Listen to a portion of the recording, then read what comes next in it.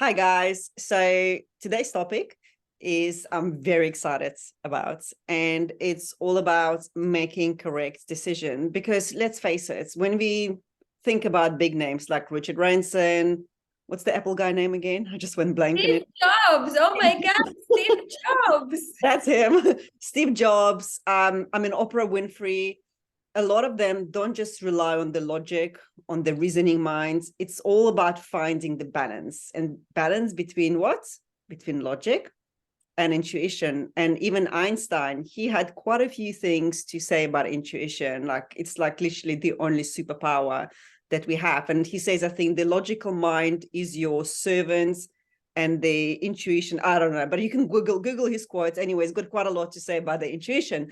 So where I'm going with this is sometimes in life, we don't know the next right step to take. And yeah, we can sit and we can analyze, overanalyze, but normally it leads us to analysis by paralysis. But yet, the that power of making the right choices and decisions lies within us, and that's our inner knowing, our intuition. And we all experience it very differently. And one of the ways we can really connect to it is just by slowing down our lives, even if it's just 5 minutes a day, and just taking a pause, even closing your eyes and just sitting there and just asking a question, because intuition speaks to you in a whisper. It comes as that instant knowing where you just know something without knowing how you know that. And it's very easy then for the mind, for the reasoning mind, to go and start overwriting, because all of the doubts, the memories of the past, all of the beliefs, all of the conditionings come into play. So what we really want to talk about is, firstly, how do you know whether it's your intuition speaking to you or if you're just having a reaction? And before I pass over to Cerise, I just wanted to share with you this experience I recently had, maybe a few months ago, and I actually wrote a post about it on LinkedIn. I was a contractor at Morgan Stanley, and I remember we had this project. We had to reach some kind of a solution, and there was a team of us, maybe about four or five people, and we just could not find a solution to the problem. And I spent about a week Googling and figuring things out, and I was not any closer to finding a solution. And eventually I caught myself. I'm like, hang on a second. Here I am speaking about the importance of intuition, but what am I doing? So I shut down my laptop and I went to sit on a couch. And I sat on a couch and I closed my eyes and I just asked the question. I'm like, what do I do?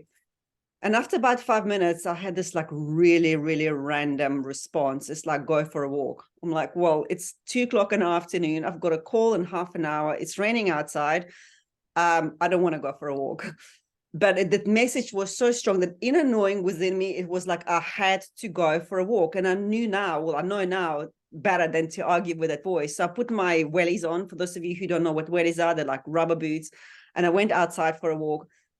2 minutes later, just as I got to the canal here, I didn't have one answer. I had three answers. And the way I knew that there was those answers were the answers I was looking for is by how it felt in my body. There was no should or shouldn't. It was just instant knowing.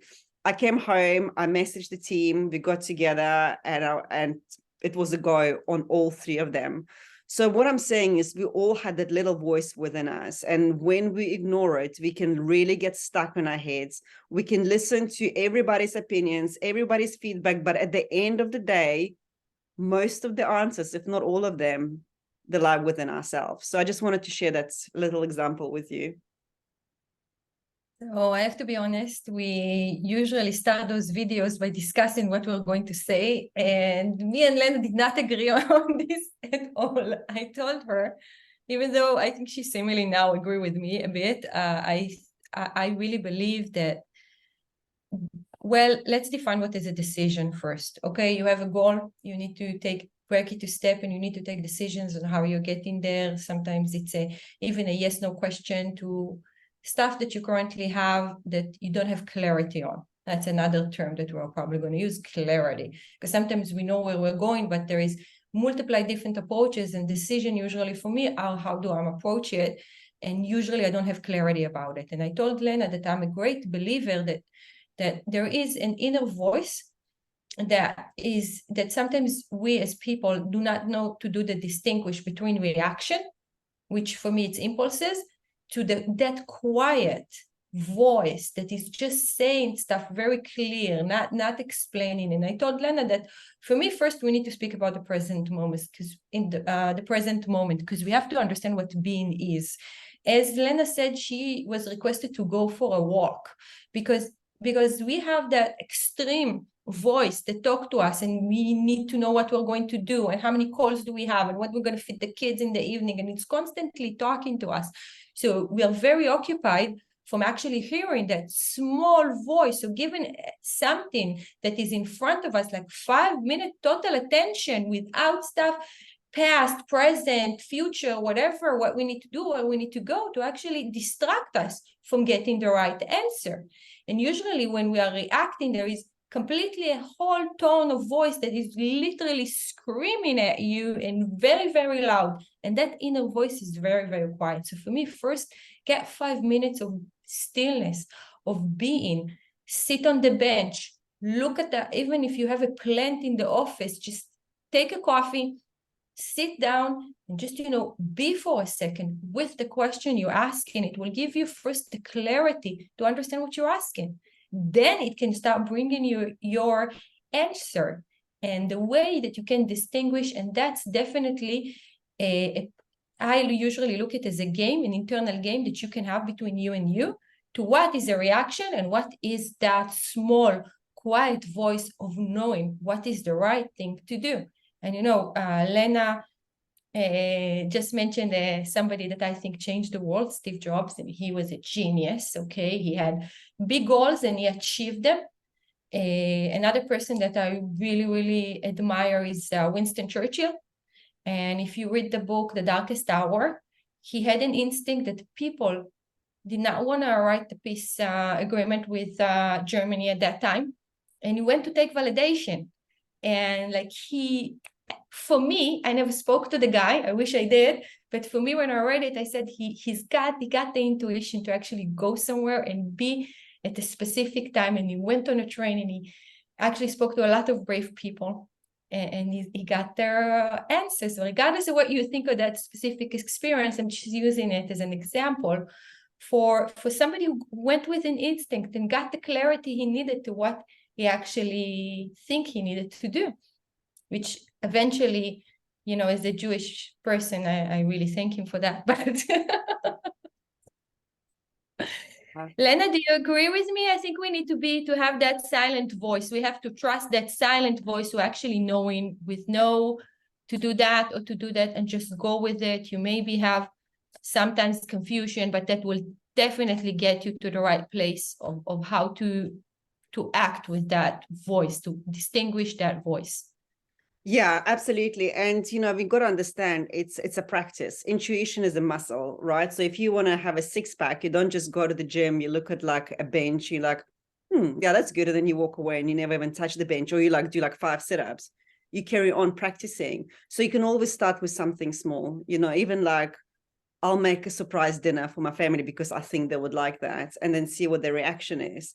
So I practice with my daughter, what kind of cloud shape we're going to see when we go outside, for example, or when there was a lockdown and we were very limited in types of biscuits. I'm like, let's set an intention. Let's feel what kind of biscuits we're going to see in this little shop. And that was really exciting. So you can even start doing that. And, don't make an intuition. It's an intuitive decision based on a job or relationship. You can build up to it. And the way you really know, people often ask me, how do I know if it's my intuition or if it's my logic gets on the way? And the way I see it is your logical mind, your reasoning mind will always give you an answer, what you should do or you shouldn't, but then it will give you 10,000 opposing answers, right? So if it tells you to go there, but then it will tell you why you should or shouldn't do that. So there will be too many choices. But with intuition, when you really connect to it, it will be just, that's what I've got to do.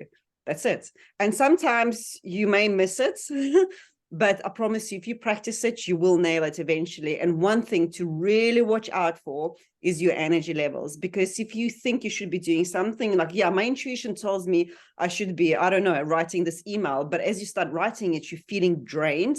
That's the first signal that was not your intuition speaking. It was just your mind telling you what you should be doing. So always watch out for things that drain you, for people that drain you. That's your intuition clearly telling you that is not for you. So I want to use an example. I was checking with Lena if everybody know what Waze is, because in Israel it's really, really big. We don't drive even to the supermarket, which is 2 blocks away, without consulting with Waze. So I'm playing always a game with Waze. I'm thinking about how I'm going to get there. What is I'm sitting for a second, breathing until 10 and asking myself, okay, which street am I going to drive? And then I'm opening Waze, and you know what? I'm always right.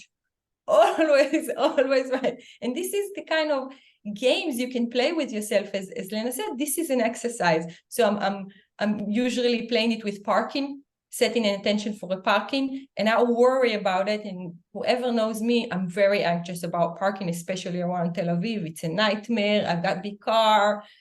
Not good at that, and I'm just letting it go. I'm saying, when I get there, the parking is going to be there. Works every time. Took me a few rounds, but I got it. And asking Waze, like I'm thinking about it, and then I'm opening Waze, look at the routes. The one I thought about is the first one. So find out your route, just to exercise on how does it feel to you? What is the right or wrong between the voices in your head?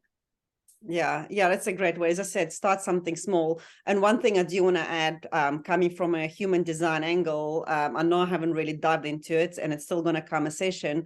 But what you've got to understand is that we experience intuition differently. It's always in the body, because intuition is the language of the body, but it's not always in the gut. So if people tell you, like, follow your gut, I don't know, should you be following your gut? And this is, by understanding your human design, you begin to understand where in your body you experience.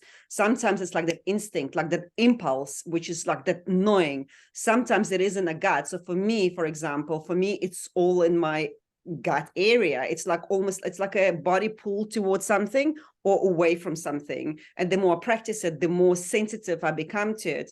For other people, it's like the ping in the heart. And then for some people, they actually need sounding boards. So you know how sometimes people come to you to get your opinion, and they will blurt everything out, and they're like, oh, I know what to do next. So we all have people like that in our lives. So people like that, they just need a sounding board. And when they find clarity through the words. So what I will do for now is I'll put a link where you can go. It's a free website. You can, if you are interested to see how you are genetically wired to make decisions, you can click on the link and generate your human design chart and just read up on it. And of course, if you want to dive deeper, you're just welcome to get in touch with me. I just wanted to add that. Before we wrap up, I think you nailed another a very important point that I would like to expand a little bit. The older we get, the older we get, we have more experience that actually drove us away from our instinct, and it's going to take us a little bit longer to get what we used to have as kids. It's come naturally to them. They sometimes you look at them and say they're so happy, they have a whim and they're doing it. Look at the animals that we have around the house. They want to sleep, they're sleeping, they're hungry, they're eating. We, through our life, went through a process that took us away, far away from our instinct, because we are conscious people, and this is what we, through our growing up, this is actually the limited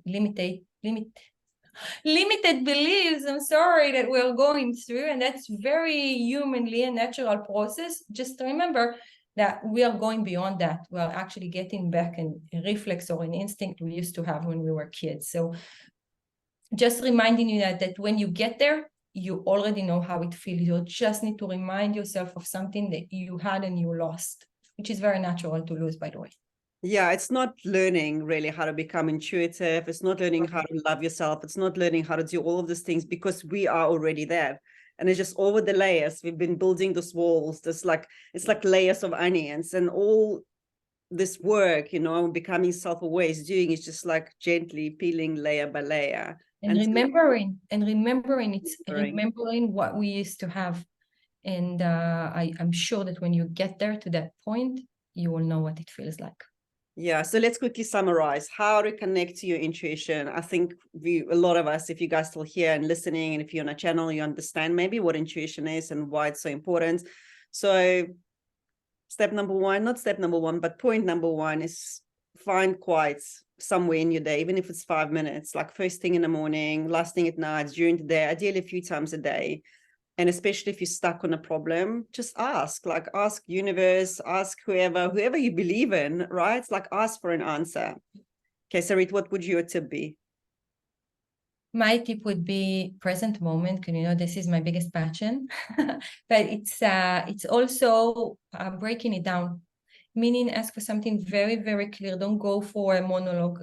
Start with a yes/no question that will be very clear to you, the message that you had got. So don't look for, you know, it's first understand also, it's a process to understand what are you asking for. The first tip I will tell you, bring a yes/no question, so it will be very clear to you what the answer that you got, what is the answer that you got, and then work with that. And the more you work with that and you have clarity to actually how it feels, you can expand your questions. Yeah. And then when you get the answer, and that's the important thing, have the guts. Let us know. Write in the comment. You can, well, write in a comment, but trust yourself to act on it, because so often, you know, you get this like answer and you like, that doesn't make sense, and you don't do it. Do it. Do it. It's fun. Do it. Honestly, it's worth it. It can stretch your limits, but that's all we're here to do, right? To evolve and grow. Otherwise, like, what is the point? Like, do it. Do it. Let us know how it goes. We'll see you soon. Bye.